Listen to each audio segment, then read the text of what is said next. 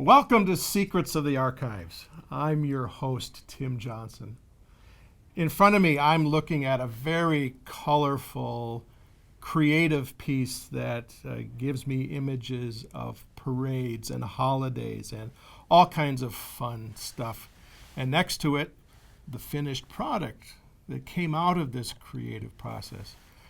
Here to tell me more about what I'm looking at is Caitlin Marineau, Assistant Curator of the Children's Literature Research Collections. Welcome, Caitlin. Thank you for having me. So what am I seeing here in these amazing, colorful designs? So this is from the Melissa Sweet collection here in the Children's Literature Research Collections. And the Melissa Sweet papers contain the process artwork and finished artwork for several of her titles. Melissa Sweet's an award-winning author and illustrator. And this particular title is Balloons Over Broadway, which is a nonfiction picture book that's a biography of Tony Sarg. Tony Sarg was a puppeteer in the first half of the 20th century and is most notable for having created the balloon floats used in the Macy's Thanksgiving Day Parade. Cool. So this here is what we call a dummy. So a dummy is essentially a picture book mock-up. So when the author or illustrator is attempting to, the illustrator is attempting to sort of sketch out where text is going to go along with the images and other materials, they sort of create what's essentially a rough version of the picture book. And Melissa Sweet's especially notable for her use of dummies. In many of our collections, we may have one or two dummies for a picture book, but hers often have over 10. So as she just revises and keeps working on what she's going to do, she just keeps making new ones.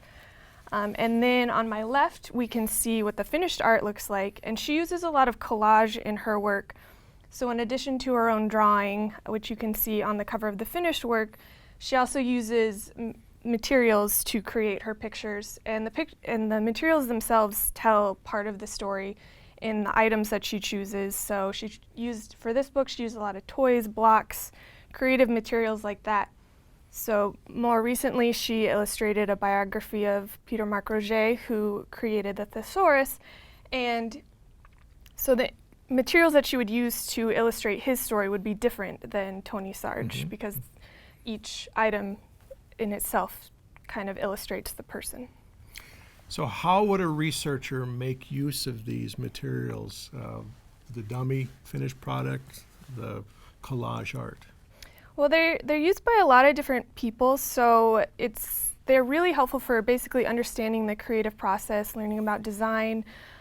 So we get scholars who are researching, the process of creating these books, as well as other illustrators themselves who are sort of learning their own process and how to make books, and students who are just starting out in the illustration field, and they can get a feel for design and revision and how that process goes on. So anything else you'd like to tell us about either Balloons Over Broadway or the Children's Literature Research Collections? Definitely. So these materials are all available to look at in the archive. If you're too far away to come visit us in person, though, we do have an online exhibit that walks you through the creation of this book. So if you go to z.umn.edu/balloons, a graduate student from the College of Education created a wonderful online exhibit that basically shows you how this book was made.